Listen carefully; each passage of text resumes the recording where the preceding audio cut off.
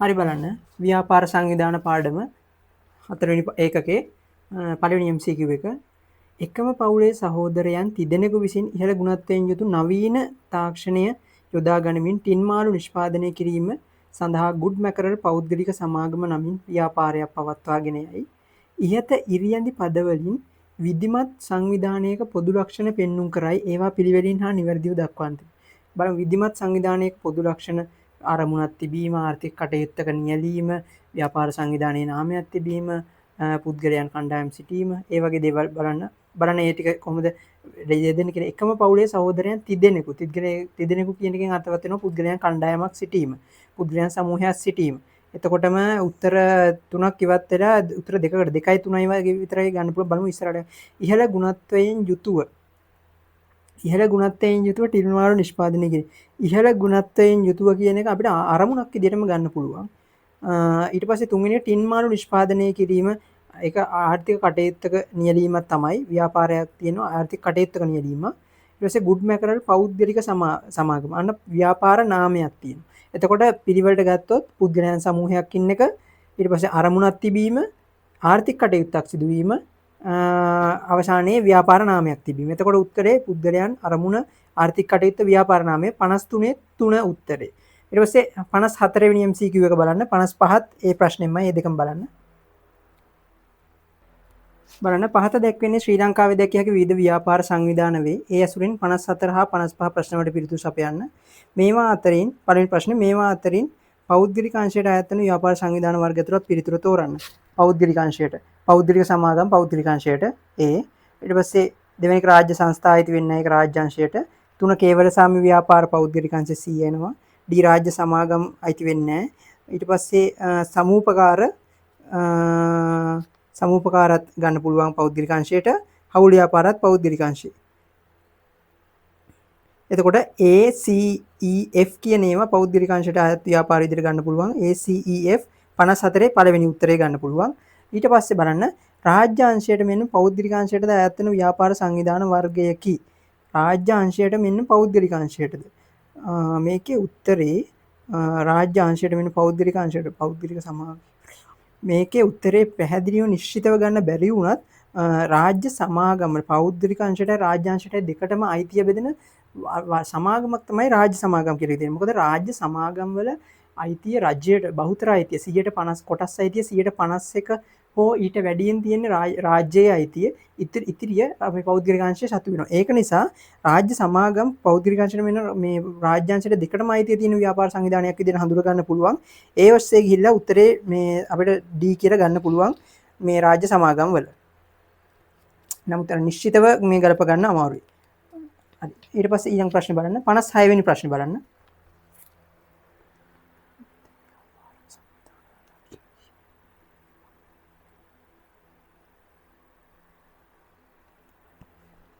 වෙනි ප්‍රශ්නේ පහත දැක්වෙන්නේ විවිධ ව්‍යාපාර සංවිධානවල ලක්ෂණ කිහිපයකි. ඒවයින් අහන්නේ කේවල සාම ව්‍යාපාරයක අදාළ. තනිව ප්‍රාග්ධනය සපයා ගැනීම කේවල තනි පුද්ගලයෙක් ඉන්නේ කේවල සාම ව්‍යාපාරයක ලක්ෂණයක්.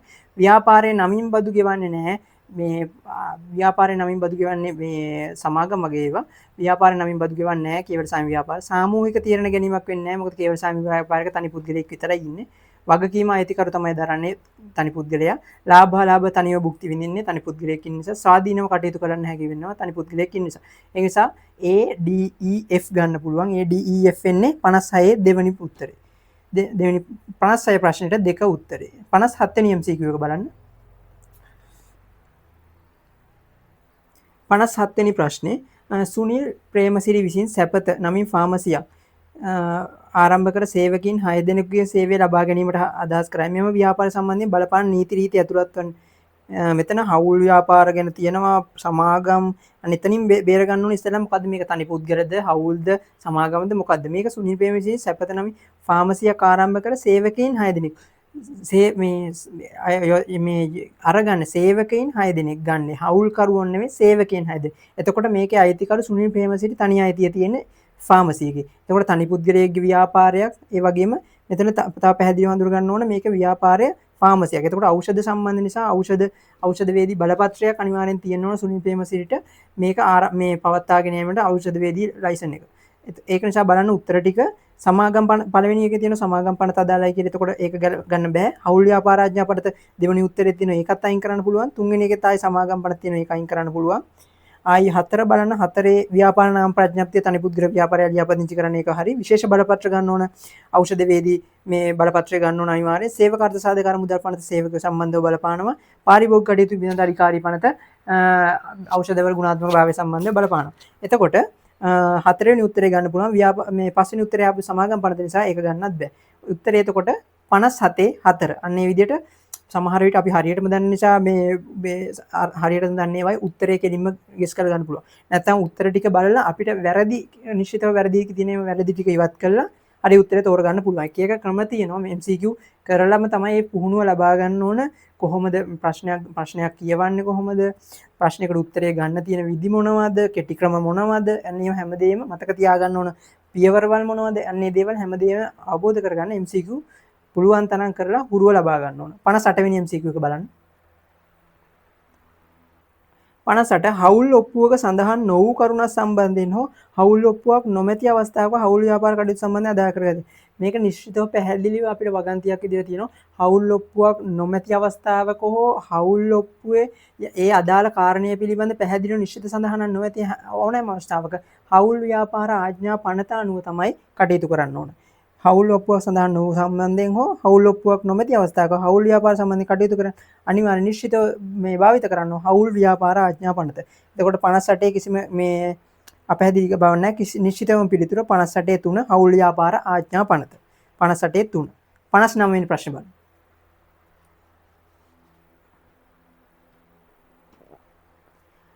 ඊළඟ ප්‍රශ්නේ හවුල් ව්‍යාපාර ක්‍රමයේ වාසි හා අවාසි කීපයක් පහත දැක්වේ. හවුල් ව්‍යාපාරයේ වාසි අවාසි දෙකට බෙදන්න තියෙන්නේ. ප්‍රශ්නේ කියවන්න බලන්න. හවුල් ව්‍යාපාරයේ වාසි හා අවාසි දෙකට බෙදාගෙන තියෙන්නේ.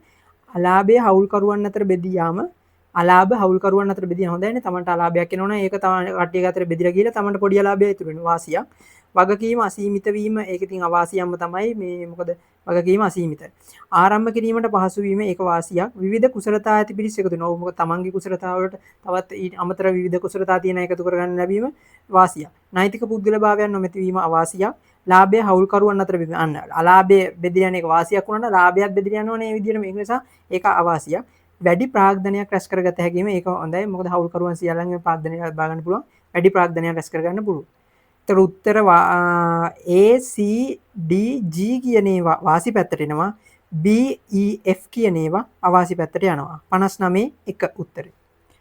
60 වෙනි MCQ එක බලන්න. 60 පහත දැක්වෙන සංස්ථාපිත සමාගම් වලට අදාළ ලක්ෂණ කිහිපයකි. සංස්ථාපිත සමාගම් වල ලක්ෂණ කිහිපයක් දීලා තියෙනවා. කරුණු පහ කියවන්න ඕනේ මම කිව්වා ප්‍රශ්න කියවන්න. පොදු සමාගම් හා පෞද්ගලික සමාගම් වලට අපි පොදු සමාගම් කියන්නේ මොකද්ද? කොටස් මහජනයාට කොටස් නිකුත් කිරීම මගින් මේ ප්‍රාග්ධනය රැස් කරගන්න සමාගම් තමයි පොදු සමාගම් කියන්නේ. පොදු සමාගම් හා පෞද්ගලික සමාගම් වලට අදාළ වෙන වෙනම ලක්ෂණ දැක්වෙන නිවැරදි පිළිතුරු කාණ්ඩය තෝරන්න. පොදු සමාගමේ පෞද්ගලික සමාගම් වල ලක්ෂණ බෙදන්න තියෙන්නේ. කොටස් ප්‍රසිද්ධිය නිකුත් කර කියන්නේ මේ පොදු සමාගම් වල ලක්ෂණය මොකද? කොටස් මහ ජනතාවට ප්‍රසිද්ධිය නිකුත් කිරීම. ඒක මේ පොදු සමාගම් පැත්තට එන්න ඕන පොදු සමාගමක ලක්ෂණය. උපරිම කොටස්කරුවන් සංඛ්‍යාව 50යි. උපරිම කොටස්කරුවන් සංඛ්‍යාව 50ක් වෙන්නේ මොකද? පෞද්ගලික සමාගමක. ඊට පස්සේ කොටස් සහ ණයකර නිකුත් කර ප්‍රාග්ධනය සපයාගන්න. කොටස් සහ ණයකර නිකුත් කරලා ප්‍රාග්ධනය සපයාගන්න හැකි පොදු සමාගම් වල විතරයි. කොටස් නිකුත් කිරීම පෞද්ගලික සමාගම් වල කරන්න බෑ. ඊට පස්සේ අවම අධ්‍යක්ෂකවරු සංඛ්‍යාව 1යි. අවම අධ්‍යක්ෂකවරුන් සංඛ්‍යාව 1ක් ඉන්නේ පෞද්ගලික සමාගමක. ඊට පස්සේ කොටස්කරුවන්ට ලාභාංශ ගෙවීමට පෙර ණය ගෙවීමේ හැකියාව පිළිබඳ පරීක්ෂණයක් කළ යුතු වීම.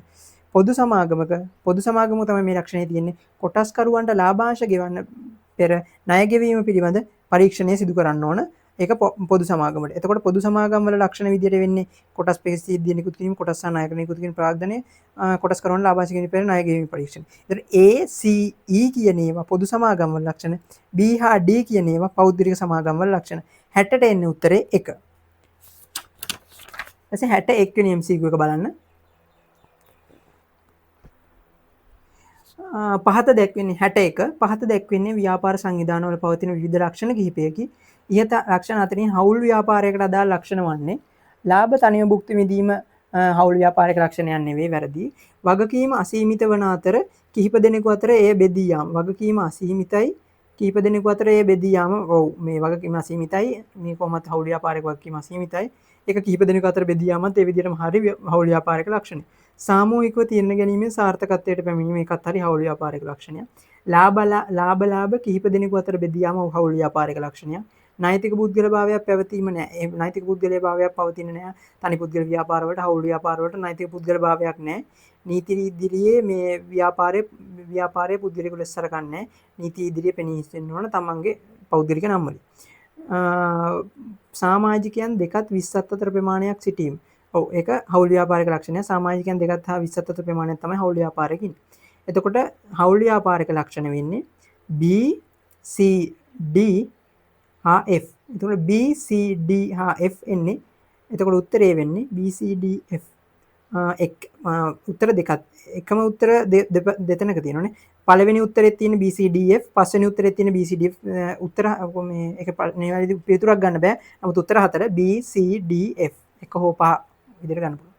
62 වෙනි MCQ එක බලන්න.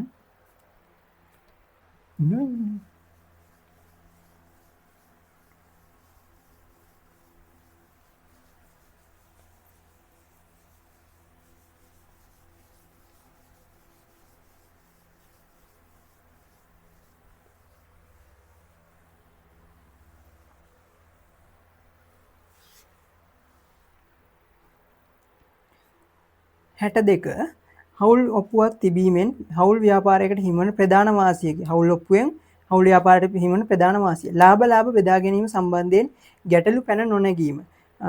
ඒක නිශ්චිතව ගන්න අමාරුයි. මොකද ලාභ බෙදා ගැනීම සම්බන්ධයෙන් ගැටලු පැන සමහර විට හවුල් ඔප්පුවේ ලාභ බෙදා ගැනීම සම්බන්ධව නිශ්චිතව සඳහන් කළා නැත්නම් මොකක් හරි ගැටලු සහගත තත්ත්වයක් තියෙනවා වෙන්න පුළුවන්. නැත්නම් හවුල් ඔප්පුවේ මේ තියෙන ක්‍රමවේදයට මේ ලාභ බෙදා ගැනීම සම්බන්ධ ගැටලු මේ හවුල්කරුවන්ට තියෙන්න පුළුවන්. ඒ විවිධාකාර හේතු තියෙන්න පුළුවන්. ඒක නිසා ලාභ බෙදා ගැනීම සම්බන්ධ ගැටලු පැන නොනැගීම කියන නිශ්චිතව ගන්න අමාරුයි. හවුල්කරුවන් අතර මතභේද ඇතිවීමට තිබෙන ඉඩකඩ අවම වීම. ඒක ගන්න පුළුවන්. මේ මොකද නිශ්චිතව කියන නෙවෙයිනේ ඉඩකඩ අවම වීම. ඔව්. හවුල් ඔප්පුවක් නැති අවස්ථාවකට වඩා හවුල් ඔප්පුවක් තියෙද්දි ඇතිවෙන්න පුළුවන් මතභේද යම් දුරකට හරි සීමා වෙලා අවම වීමක් සිද්ධ වෙනවා. ඒක නිවැරදි වාසියක් විදිහට ගන්න පුළුවන්. තව බලමු.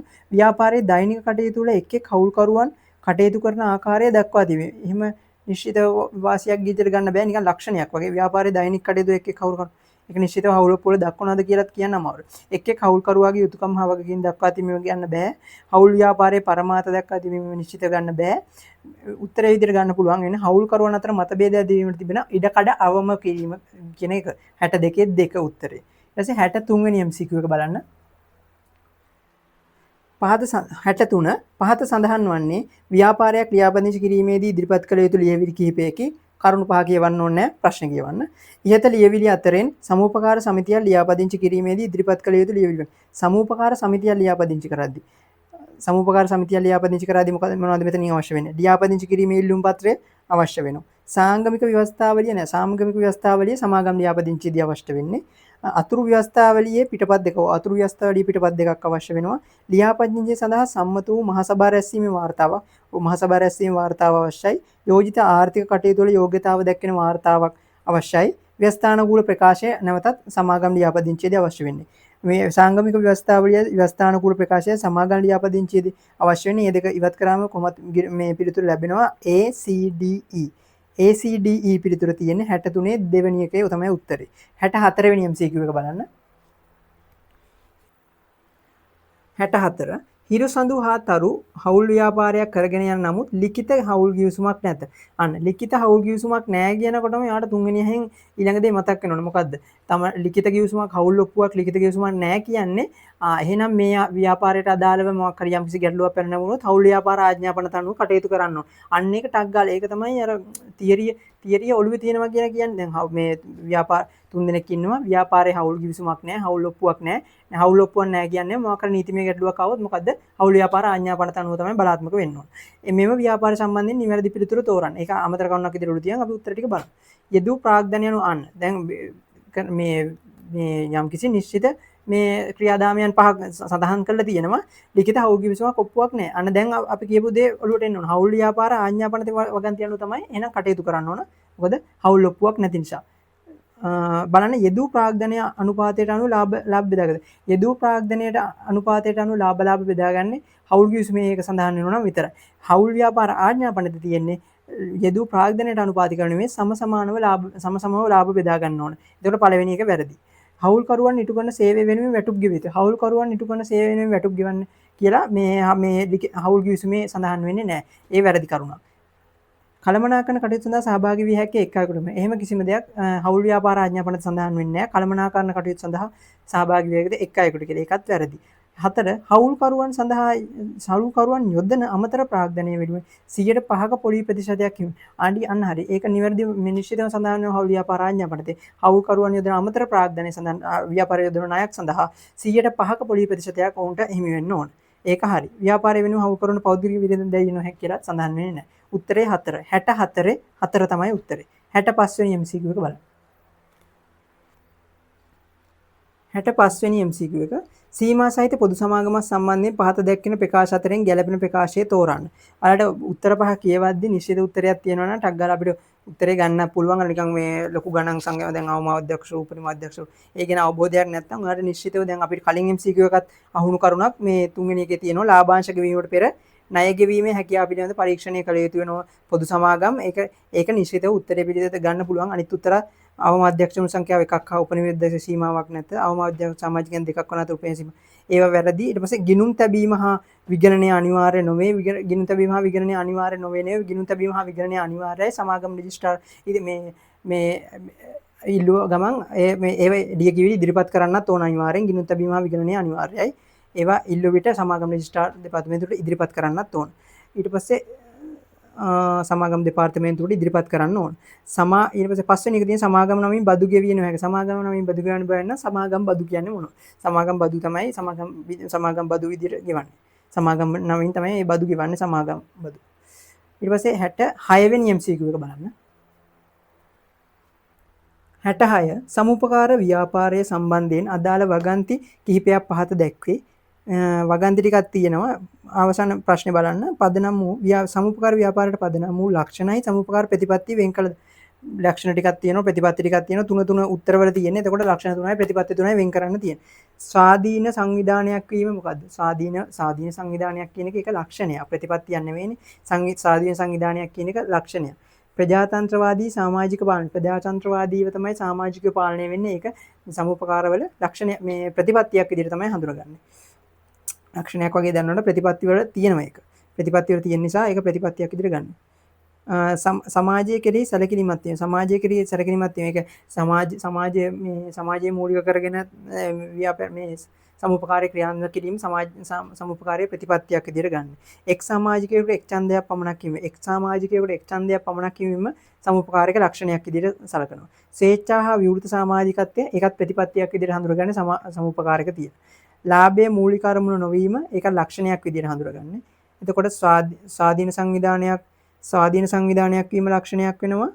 එක් සමාජිකයෙකුට එක් ඡන්දයක් පමණක් වීම ලක්ෂණයක් වෙනවා. ලාභයේ මූලික අරමුණු නොවීම ලක්ෂණයක් වෙනවා. අනිත් තුන ප්‍රතිපත්ති ACF ADF යනවා ලක්ෂණ වලට BCE යනවා ප්‍රතිපත්ති වලට. 66 උත්තරය එතකොට 2 ගන්න පුළුවන්. ඊළඟට බලන්න 67 වෙනි MCQ එක බලන්න. 67 වෙනි MCQ එක සාංගමික ව්‍යවස්ථාවලිය අඩංගු කරුණු නිවැරදිව දැක්කෙන කාණ්ඩය තරම් මේ බලන්න සාංගමික ව්‍යවස්ථාවලිය දැක්කෙන කරුණුත් වෙනම මේ MCQ එකට එන්න පුළුවන්. ඒ කියන්නේ ඔයාලට සාංගමික ව්‍යවස්ථාවලියේ තියෙන කරුණු ලිස්ට් එකම බලන්න ඕනේ. මේ විදිහට සමස්ත ඕනම අර්ථ දැක්වීමක ඕනම මාතෘකාවක ඕනම පොඩි කරුණක් යටතේ තියෙන මේ ඒකට අදාළ කරුණු ඒකට අදාළ උදාහරණ පිළිබඳ සම්පූර්ණ පුළුල් අවබෝධයක් තියෙන්න ඕනේ. මොකද දැන් මේකේ එක කරුණක් එක උදාහරණයක් එක නෝට් එකක් එක පොඩි කරුණක් මේ වගේ හරිනොත් අපිට MCQ එක විසඳන්න යන වෙලාව වැඩි වෙන්න පුළුවන්. එක්ක MCQ එක විසඳන්න බැරුව වැරදි උත්තරයකට යන්න පුළුවන්. ඒක නිසා සම්පූර්ණ කරුණු පිළිබඳ අවබෝධය තියෙන්න ඕන. සාංගමික ව්‍යවස්ථාවලිය අඩංගු කරුණු නිවැරදිව දැක්කෙන කාණ්ඩය තෝරන්න. මේකේ සාංගමික ව්‍යවස්ථාවලියේ තියෙන කරුණු නිවැරදිව දැක්වෙන්නේ සමාගම් අධ්‍යක්ෂ සමාගම් ලේකම්වල කොටස් හිමියන්ගේ අයිතිවාසිකම් හා බැඳීම් ටික සමාගමේ පරමාර්ථ සමාගමේ කළමනාකරණය හා පරිපාලනය 67 තුන්වෙනි එක ගන්න පුළුවන්. කොටස් හිමියන්ගේ අයිතිවාසිකම් හා බැඳීම් ටික සමාගමේ පරමාර්ථ සමාගමේ කළමනාකරණය හා පරිපාලනය පිළිබඳ සාංගමික ව්‍යවස්ථාවලියේ කරුණු දැක්වෙනවා. 68 පුවත්පතක 68 වෙනි MCQ එක කරන්න. 68 පුවත්පතක පළ වූ රැකියා බෑරතු තීරයේ අදාළ ආයතනයේ නම දැල් කඳුර තේ සමාගම PLC ලෙස සඳහන් වේ. සංගර වරහනකුත් දාලා දැල් කඳුරු තේ සමාගම PLC කියලා තියෙනවා. මේ PLC නිකන් මේ කට්ටිය හයිලයිට් කරලා පෙන්නලා වගේ නිකන්. ඉහත සමාගමේ නම නිරීක්ෂණය කිරීමෙන් ඔබට ස්ථිර එළඹිය හැකි නිගමන වෙන්නේ. එකක් නිශ්චිත නිගමනයකට එළඹෙන්න පුළුවන්. දැල් කඳුරු තේ සමාගම PLC කියලා. දැන් PLC කියන්නේ මොකද්ද? කොටස් වෙළඳ පොලේ ලියාපදිංචි වෙච්ච සමාගම් PLC. බලන්න කොටස් වෙළඳ පොලේ ලියාපදිංචි නොකළ නෙමෙයි කළපු මහ ජනතාව ප්‍රසිද්ධ කොටස් අඩවි කර නොහැකි සමාගමකි. ඒක ගන්න බෑ. තේ නිපදවා අපනයනය කරන පොදු සමාගම. ඒක නිශ්චිතව කියන්න අමාරුයි. ණය කර නිකුත් කර මුදල් රැස් කරගත හැකි පොදු සමාගමකි. පස්වෙනි උත්තරේ බලන්න කොළඹ කොටස් හුවමාරුවේ ලියාපදිංචි කරන ලද පොදු සමාගමකි. බලන්න නිවැරදිව තියෙනවා කොළඹ කොටස් හුවමාරුවේ ලියාපදිංචි. මම අර උත්තරේ බලද්දි මේ සංගල වරහන ඇතුලේ තියෙන කරුණු කියද්දිම කිව්වා දැල් කඳුර තේ සමාගම PLC කියන්නේ කොටස් වෙළඳ පොලේ ලියාපදිංචි කරපු සමාගම. කොළඹ කොටස් හුවමාරුවේ ලියාපදිංචි කරන ලද පොදු සමාගමක් 68 5 තමයි උත්තරේ එන්න ඕන. ඊට පස්සේ 69 ගන්න 69 වෙනි සිප් එක බලන්න. 69 පහත දැක්වෙන සංස්ථාපිත සමාගම් වල දැකිය හැකි ලක්ෂණ පහක් දීලා තියෙනවා. ඉහත ලක්ෂණ වලින් පෞද්ගලික සමාගමකට අදාළ ලක්ෂණ. පෞද්ගලික සමාගමකට අදාළ ලක්ෂණ පොදු ඒවා වෙන්නේ නැති අනිත්‍ය. බලමු. මේ 3යිනේ ගන්න ඕන පෞද්ගලික 3යි පොදු වෙන්නේ නැති ඉතුරු දෙක බලමු. සමාජික සංඛ්‍යාව 1.54 වීම ඒක ගන්නවා අපි. පෞද්ගලික සමාගමක ලක්ෂණයක්ද සමහරට දැන් පොදු කිව්වට සමහරට අසත්‍ය දෙපැත්තටම නැති අසත්‍ය ප්‍රකාශ තියෙන්න පුළුවන්. සමාජික සංඛ්‍යාව 1.54 වීම හරියක් ගන්න පුළුවන් පෞද්ගලික සමාගමකට අදාළ ලක්ෂණය. මහ ජනතාවට කොටස් නිකුත් කර ප්‍රාර්ථනා ගන්න පොදු සමාගම්. එතකොට ඒක එන්නේ එක් අධ්‍යක්ෂකවරයෙක් අවම වශයෙන් සිටිය යුතුයි. ඒක හරි පෞද්ගලික සමාගමක නිල ලයිස්තුගත සමාගම් බවට පත්විය හැකි වීම බෑ. පෞද්ගලික සමාගම් නිල ලයිස්තුගත සමාගම් බවට පත් කරන්න බෑ. ඒවා පොදු සමාගම්. නෛතික මේ පුද්ගල භාවයක් පැවතීම. නෛතික පුද්ගල භාවයක් තියෙනවා පෞද්ගලික සමාගම් වලට. එතකොට උත්තර විදියට ගන්න පුළුවන් A ගන්න පුළුවන් C ගන්න පුළුවන් E ගන්න පුළුවන්. A C E එන්නේ උත්තරේ 2 69 2 තමයි උත්තරේ. 70 වෙනි MCQ එක බලන්න. 70 පහත දැක්වෙන සංස්ථාපිත සමාගම් තුනක නම් වේ. ඊට ප්‍රශ්නේ බලන්න. කොළඹ කොටස් හුවමාරුවේ ලියාපදිංචි කර ඇත. කොළඹ කොටස් හුවමාරුවේ ලියාපදිංචි කරලා තියෙනවා නම් අර මම කිව්වා කලින් විදියට PLC කියලා අගට යෙදෙනවා නම් හරි. සීමා සහිත ගුණවර්ධන පෞද්ගලික සමාගම PLC කියලා අගට නැහැ. එහෙනම් මේක කොළඹ කොටස් හුවමාරුවේ ලියාපදිංචි කරපු සමාගමක් නෙවෙයි.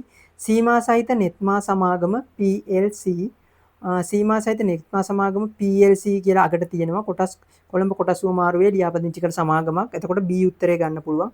සීමා සහිත ආශා ඉන්ටර්නැෂනල් සමාගම ඒකත් මේ PLC එදිර නෑ. ඒ නිසා ගන්න අමාරුයි. ගන්න බෑ. 70 B විතරයි ගන්න පුළුවන්. B පමණි. PLC තියෙන B විතරක් උත්තරේ ගන්න පුළුවන්. 70 1 තමයි උත්තරේ වෙන්න ඕන. 71 වෙනි MCQ එක බලන්න.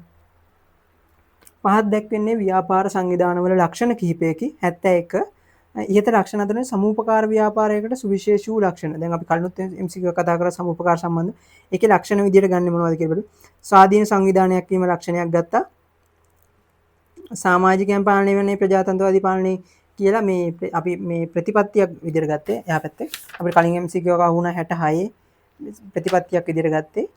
නමුත් මෙතන ප්‍රජාතන්ත්‍රවාදී පාලනයක් තිබීම කියන එක ලක්ෂණයක් විදිහට ගන්න පුළුවන්. සමාජිකයන් පාලනය වෙන්නේ ප්‍රතිපත්තියකම ප්‍රජාතන්ත්‍රවාදී පාලනයක් තිබීම ලක්ෂණයක් විදිහට සලකමු අපි. උත්තර 3ක් ගන්න. ලාභ ලැබීමේ අරමුණකින් යුක්ත වීම එහෙම නෑ. ලාභ ලැබීමේ අරමුණකින් නෙවෙයි ක්‍රියාත්මක වෙන්නේ. ස්වේච්ඡාවෙන් එක් වූ පුද්ගලයන් සමූහයක් සිටීම. ස්වේච්ඡාවෙන් එක් වූ පුද්ගලයන් සමූහයක් තමයි සිටින්නේ. D ගන්න පුළුවන්. වගකීම අසීමිත වීම කියන එක වැරදි. වගකීම සීමිතයි.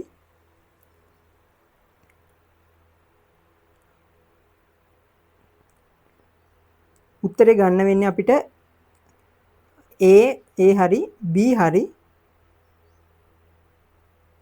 D හරි. A B D තමයි උත්තරේ ගන්න වෙන්නේ. එතකොට A B D උත්තරේ තියෙන්නේ 71 2 තමයි උත්තරේ වෙන්න ඕනේ. 72 වෙනි MCQ එක බලන්න.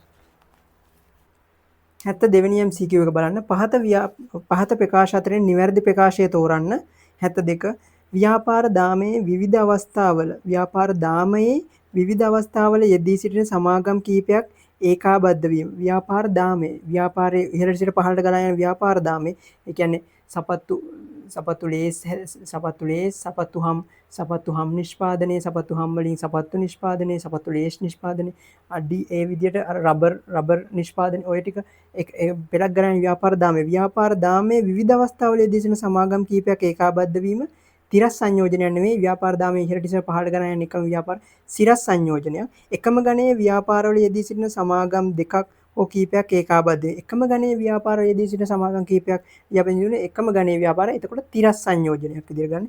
විවිධ භූගෝලීය ප්‍රදේශවල වූ වෙළඳපොළ කටයුතු කරන සමාගම් එකතු වීම ඒකාබද්ධ වීම නිසා හඳුන්වන්නේ නැහැ. වැරදි. වෙන වෙන ව්‍යාපාර කටයුතු කරන සමාගම් දෙකක් හෝ කීපයක් තනි එකකයක් වෙන වෙන ව්‍යාපාර කටයුතු කරන සමාගම් දෙකක් හෝ කීපයක් තනි එකකයක් බවට පත් වීම තමයි අර උඩ කියපු ඒකාබද්ධ වීම කියලා ගන්නෙ. එකම පස්වෙනි එක බලන්න එකම ගණයේ නොවන එනම් විවිධ ව්‍යාපාර දාමයන්හි විවිධ අවස්ථාවන් වල යෙදී සිටින ව්‍යාපාර එකට එකතු වීම විෂම සංයෝජන නිසා හඳුන්වනවා. ඒක ගන්න පුළුවන්. ඒක නිවැරදි උත්තරේ 72 5 තමයි උත්තරේ. ඊට පස්සේ 73 වෙනි MCQ එක බලන්න. 73 වරලත් හිමියාට හා වරලත් ලාභියාට ව්‍යාපාර ක්‍රමයෙන් ලැබෙන ප්‍රතිලාභ කිහිපයක්.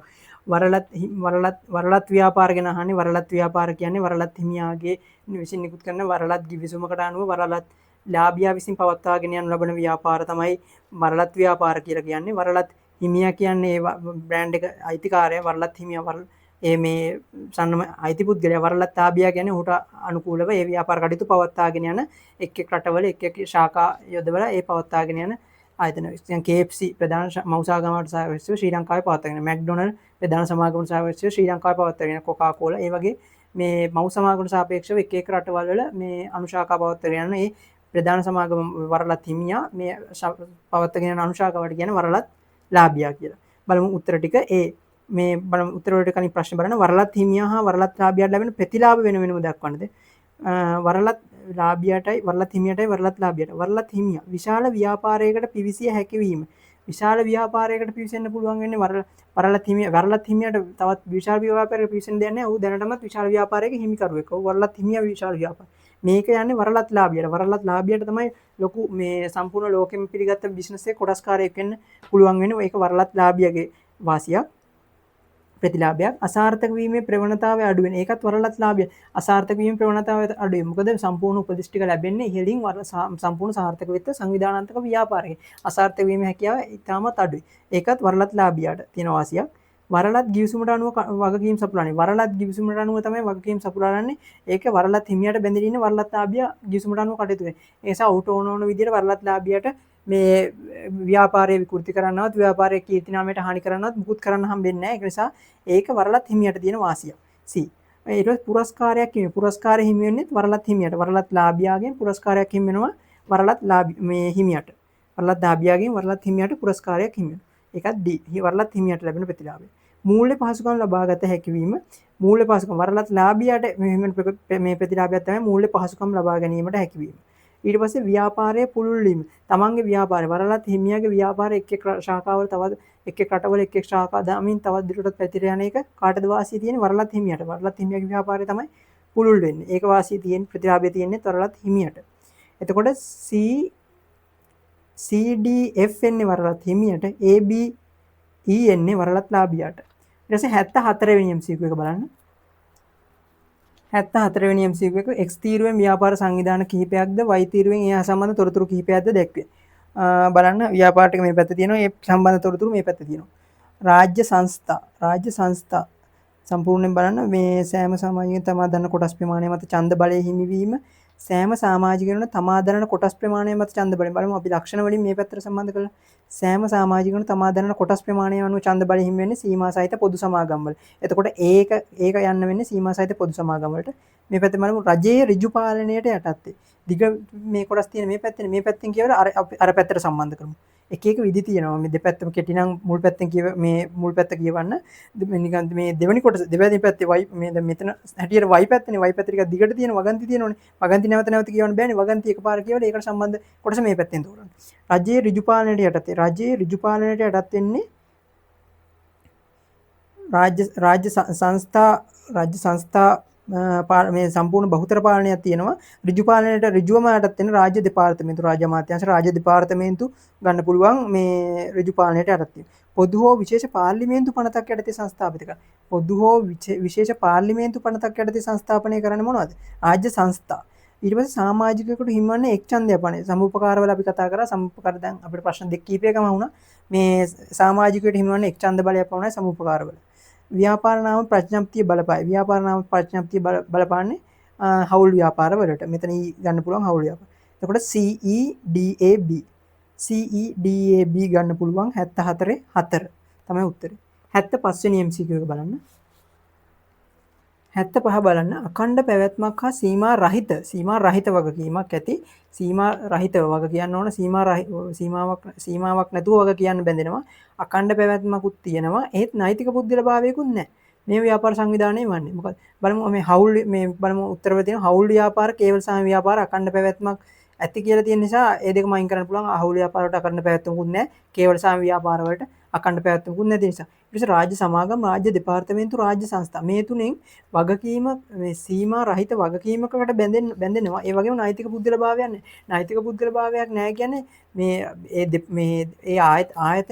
ආයතනයේ නමින් නෙවෙයි මේ නීතිමය කටයුතු සිද්ධ වෙන්නේ නීතිමය කටයුතු වලදී මේ මැදිහත් ප්‍රධානිය වශයෙන් වග කියන්න ඕන මොකද්ද අපි හඳුන ගන්නවා රාජ්‍ය දෙපාර්තමේන්තු වල නෛතික කටයුතු වලදී දෙපාර්තමේන්තු ප්‍රධානිය තමයි මේ මැදිහත් වෙන්න ඕන දෙපාර්තමේන්තුව වෙනුවෙන් ඉදිරිපත් වෙන්න ඕන මේ දෙපාර්තමේන්තු ප්‍රධානිය. එතකොට රාජ්‍ය දෙපාර්තමේන්තු තමයි අඛණ්ඩ පැවැත්මක් හා සීමා රහිත වගකීමක් තියෙන මේ නෛතික පුද්ගල භාවයක් නැති ආයතනෙ වෙන්නේ 75 3 තමයි රාජ්‍ය දෙපාර්තමේන්තුව තමයි උත්තරයට ගන්න ඕන.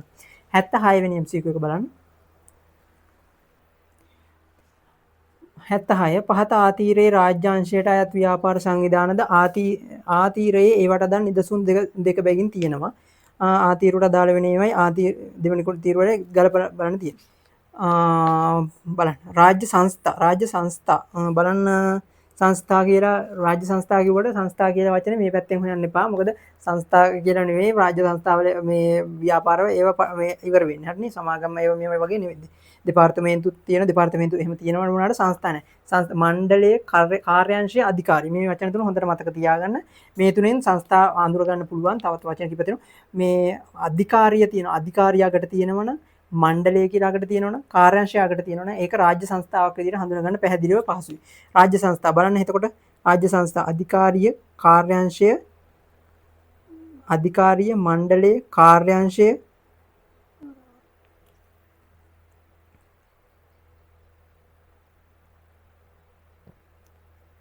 එතකොට තියෙනවා බලන්න අධිකාරිය කියලා ශ්‍රී ලංකා වරාය අධිකාරිය තියෙනවා රාජ්‍ය සංස්ථාවක්. ඊට පස්සේ මේ මණ්ඩලය තියෙනවා ලංකා විදුලි බල මණ්ඩලයේ රාජ්‍ය සංස්ථාවක්. ඊට තව තියෙනවා මණිකා ස්වර්ණාභරණ අධිකාරිය විදේශ සේවා නියුක්ති කාර්යාංශය අන්න ඒ වගේ අධිකාරිය කාර්යාංශය මණ්ඩලය වගේ තියෙනවා රාජ්‍ය සංස්ථාවක් විදිහට පැහැදිලිව හඳුර ගන්න පුළුවන්. එතකොට E හා G ගන්න පුළුවන් සංස්ථාවක් විදිහට. රජයේ දෙපාර්තමේන්තු මොනවද? රජයේ දෙපාර්තමේන්තු පැහැදිලිව හඳුර ගන්න පුළුවන් දෙපාර්තමේන්තුව කියන වචනේත් එක්කම තියෙන්නේ. තැපැල් දෙපාර්තමේන්තු උත්තරයක් විදිහට තියෙනවා. දුම්රිය දෙපාර්තමේන්තු උත්තරයක් විදිහට තියෙනවා. B හා F ගන්න පුළුවන්. රාජ්‍ය සමාගම් එයා ලංකා සමාගමක් විදිහට තියෙනවා. ඊට පස්සේ ලංකා පොස්පේට් සමාගම උත්තරයක් විදිහට තියෙනවා. හරි බලන්න මේ අපිට රාජ්‍ය සංස්ථා විදිහට ගන්න පුළුවන් ශ්‍රී ලංකා වරාය අධිකාරියයි ලංකා විදුලි බල මණ්ඩලයයි රජයේ දෙපාර්තමේන්තුව තැපැල් දෙපාර්තමේන්තුව දුම්රිය දෙපාර්තමේන්තුව දෙක රාජ්‍ය සමාගම් විදිහට එයා ලංකා සමාගම ලංකා පොස්පේට් සමාගම ගන්න පුළුවන්. එතකොට මොකද මෙතන විශ්වවිද්‍යාල ප්‍රතිපාදන කොමිෂන් සභාව ඒක සුවිශේෂී කොමිෂන් සභාවක්. ඒක මේ තුරට අයත් වෙන්නේ නැහැ. ඒතර උත්තරේ 76 1 ගන්න පුළුවන් 76 1. 77 වෙනි MCQ එක බලන්න. 77 වෙනි ප්‍රශ්නේ බලන්න. මුළු ප්‍රාග්ධනයෙන් 51% හෝ ඊට වැඩි ප්‍රමාණයක් රජයේ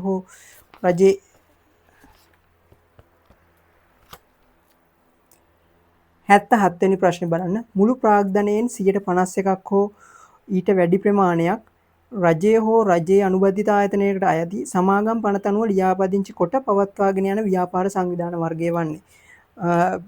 මුළු ප්‍රාග්ධනයේ 51% හෝ ඊට වැඩි ප්‍රමාණයක් රජය. අපි දැන් කලින් MCQ එකක් කතා කරා මේ රජයේ අයිතිය 150 කොටස් වල අයිතිය 151 හෝ 51කට වැඩි නම් ඒක රාජ්‍ය සමාගමක් විදිහට තමයි හඳුරගන්නේ. රජයේ අනුබද්ධිත ආයතනයකින් සමාගමක පනතට යටතේ ලියාපදිංචි කොට පවත්වාගෙන යන. මේක රාජ්‍ය සමාගමක් 77 4 තමයි උත්තරේ. ඊට පස්සේ බලන්න 78 වෙනි MCQ දැන් 4 වෙනි පාඩමත් ඉවරයි. රජ්‍ය මේ ව්‍යාපාර සංවිධාන පාඩම විවසායකත්වයේ පාඩමට ඇවිල්ලා තියෙනවා. 78 වෙනි MCQ එකේ ඉඳන් බලන්න පළවෙනි එක.